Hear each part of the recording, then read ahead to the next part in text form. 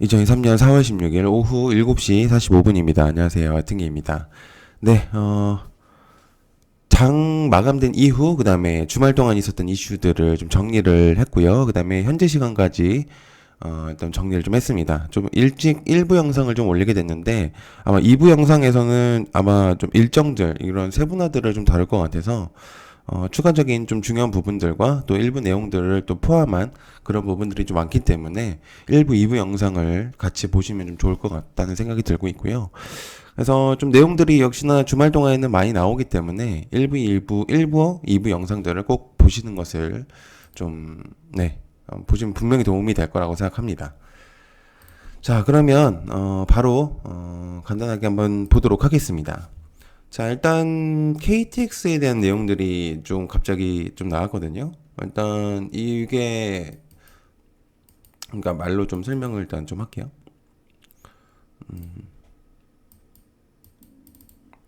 KTX 지금 이제 KTX 교체에 대한 내용들이 좀 있어요. 그래서 좀 노후화가 된 거기도 하고 또 여러 가지 좀 내용들이 좀 있기 때문에 그러니까 교체 비용만 거의 6조다 이런 내용들이 있습니다. 그래서 국내 고속열차 시장이 거의 20년 만에 교체 연한에 대한 논의가 본격화되고 있다 이렇게 내용이 있는데요. 2004년에 처음 도입이 됐었습니다. 그래서 이제 좀 노후화가 많이 되기도 했고요. 그래서 굉장히 좀 획기적인 그런 철도인 건 사실이었거든요. 그래서 일단 그런 부분들 아마 이제 내용들이 좀 나오고 있는 상태인데요. 한번 보시면 좀 도움이 될 것 같아요. 교체 비용만 6조 원이다. 6조 원. 30년 만에 고속철 큰 장.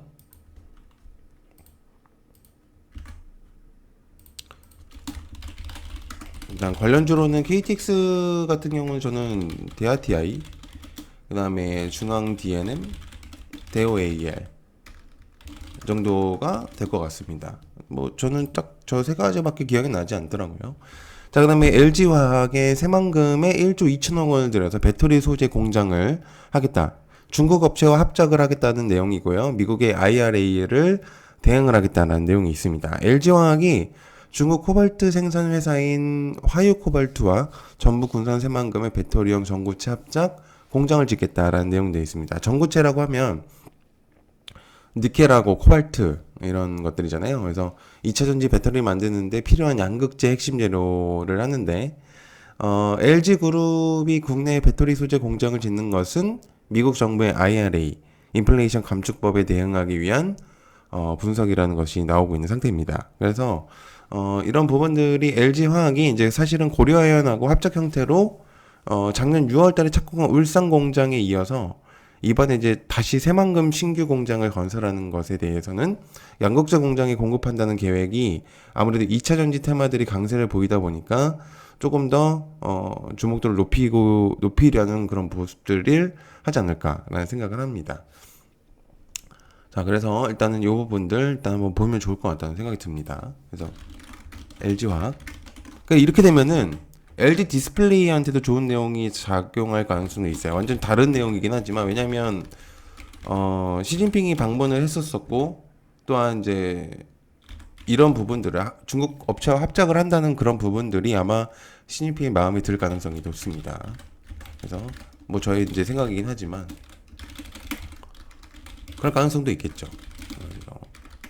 대충 좀 기본적으로 이제 관련주라는 것들은 여러 가지를 좀 생각을 해본다면은 비슷한 부분들이 좀 생각을 해보면 추측에 대한 내용들이 좀 나는 경우가 많아요. 그래서 그런 것들을 한번 보시면 좀 도움이 될 것 같아요. 자, 그다음에 하나의 대우조선 인수에 대한 내용들이 좀 있습니다. 하나그룹이 대우조선해양의 인수 절차가 급물살을 타고 있다는 내용인데 단초 경쟁 제한을 우려해서 공정거래위원회가 4개월 만에 심의 절차를 마무리하려는 것으로 관측이 되고 있다. 그러니까 즉 하나가 대우조선해양을 인수한다는 것에 반발심이 그렇게 많이 없고 거의 전반적으로 거의 찬성표를 던지고 있다라고 생각을 해보면 좋을 것 같아요. 그래서 조건부 승인으로서 아마 할 것으로 보인다고 이제 내용이 전달이 되고 있는 것 같습니다. 뭐 일단 이 부분들만 설명하면은 굉장히 좋은 내용이라고 볼 수 있습니다. 그래서 하나, 조선해양, 인수, 조만간, 승인.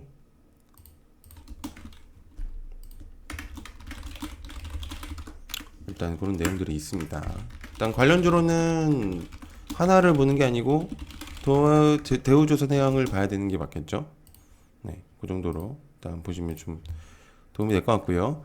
자, 그 다음에 주말 동안 설명을 드렸었던 세계 설탕 가격이 12년 만에 최고다.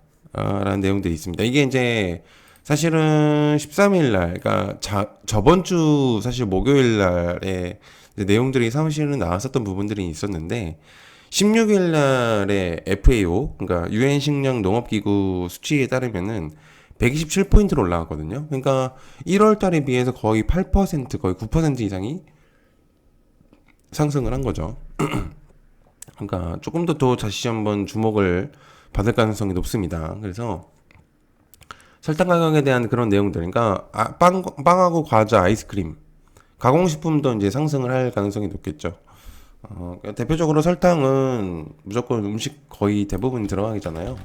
그래서 세계 설탕 가격 상승세, 지속성 12년 만에 최고치들. 일단은 설탕이라고 하면 대한제당하고 삼양사, MP대산인데 MP대산이 일단은 좀 상한가를 이미 현재 간 상태이기 때문에 일단 기본적으로 좀 보실 필요는 있다고 생각합니다. 자, 그 다음에 미디어 콘텐츠 산업융합발전위원회를 17일 날 출범을 하게 되는데요. 일단 기대 반 우려 반이라고 합니다. 지금 토종 OTT 과제는 생존이다라는 내용들이 있는데 기본적으로 그러니까 좀 요즘에 그러니까 OTT 산업들 그러니까 생각을 해보면 사실 불법적인 부분들로 기본적인 이제 그러니까 예능이라든지 드라마라든지 이런 것들을 볼 수가 있는 그런 아주 좀 사이트들이 굉장히 활보를 하고 있는 상태입니다. 그래서 그런 부분들을 일단은 정부에서 제재를 했고, 그래서 기본적으로 이제 가장 좀 컸었던 불법 사이트였던 그런 사이트가 일단은 이제 안 하게 됐죠. 그리고 그에 따라서 미디어 콘텐츠 산업 융합 발전 위원회가 17일에 딱 출범을 하는데 그렇게 되면 과연 OTT의 생존 과제가 과연 될 것인가라는 의문점이 드는 겁니다. 그러니까 불법 사이트는 계속적으로 생산이 될 것이고 이런 부분들이 과연 한다고 해서 어떤 부분으로 작용할 것인가. 그러니까 이 산업 형태가 굉장히 커질 것인가. 그런 부분들은 좀 의문점이 든다는 얘기죠. 그래서 여러 가지 내용들이 좀 있지만 그래도 뭐가 됐든 정부에서 지침을 하는 그런 내용들이기 때문에 일단 한번 보시면은 좀 도움이 될 수도 있다는 생각이 듭니다. 그래서 미디어 콘텐츠 산업융합 발전위원회가 17일 출범. 간단하게 좀 볼 필요는 있을 것 같긴 해요. 뭐 많은 수치는 아니라고 하지만 위즈윅 스튜디오 이 정도로 보면 되지 않을까요? 위즈윅 스튜디오 같은 경우는 무중도 했죠. 좀 이제 근래 1주에서 3주 배당을 하는 그런 부분들도 있었기 때문에. 자, 그다음에 일론 머스크가 AI 회사 설립을 하겠다라는 내용들을 이제 어제 전달을 했었습니다.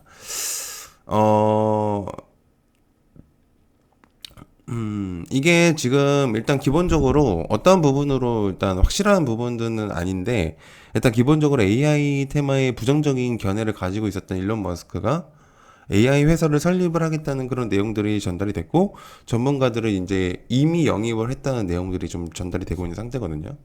그래서 아직은 이거는 사실 AI 테마긴 하지만 어떠한 종목들이 선정이 될지는 저도 좀 모르겠어요. 그래서 아주 새로운 부분이라고 생각이 되기 때문에 좀 지켜볼 필요는 있을 것 같은데 AI PT 회사 설립하나. 그래서 저는 이게 지금 AI 챗봇 관련주들 중에서 어떤 게 주목이 되는지를 일단 봐야 할 것 같습니다. 왜냐면 이게 넘겨짚어서 생각을 해보면은 뭐 종목들을 선정을 할 수 있겠지만은 글쎄요. 그게 맞는 거라고는 저는 생각이 안 되기 때문에 일단 요거는 현재로서는 안 하는 게 저는 맞다고 생각을 합니다. 자, 그다음에 마지막 이제 EU 반도체법이 18일 날 승인 전망이 있습니다. 일단 유럽연합에서 반도체 산업 활성화를 위해서 경쟁력 확보를 위해서 약 62조 원 지원 등에 대한 그런 내용들이 있었는데 이게 18일 날 최종 승인될 것으로 이제 보이고 있는 상태입니다. 그래서 이게 금액대만 거의 62조 원이라 엄청나거든요. 그래서 당시 이제 반도체 R&D 지원 근거로 나온 나노전자 뭐 이런 기본적인 내용들, 그다음에 디지털 기술 혁신들 이런 것들이 이제 내용이 나오고 있는 상태인데 이렇게 되면 우리나라도 어느 정도 영향권이 있을 가능성이 높죠. 그렇기 때문에 일단은 저는 이게 좀 반도체 애들을 좀 볼 필요가 있다고 생각을 합니다. 그래서 DB하이텍, 그러니까 괜찮은 애들만 좀 정리를 해보자면 주성 엔지니어링, 그다음에 한미 반도체, 그다음에 미래 반도체, 그다음에 저스템 이 정도는 봐야 된다고 생각하거든요. 그래서 그 외적인 종목들도 괜찮은 것들이 있지만은 현재로서는 저는 이 정도가 보는 게 제일 맞다는 생각이 듭니다. 네, 자 일단은 저는 일단 이 정도 일부 내용은 여기까지 하고 바로 조금 있다 2부 영상을 올려놓도록 하겠습니다. 2부 영상이 좀 더 중요한 부분들이 많을 것 같아서 일단 정리를 좀 더 해야 할 것 같습니다. 조금 이따 올려놓겠습니다. 그러니까 1부, 2부 영상은 꼭 보시는 게 좋을 것 같습니다. 네, 1부 영상은 여기까지 하고요. 일단 2부 영상으로 바로 찾아뵙도록 하겠습니다. 시청 감사하고요. 고맙습니다. 감사합니다.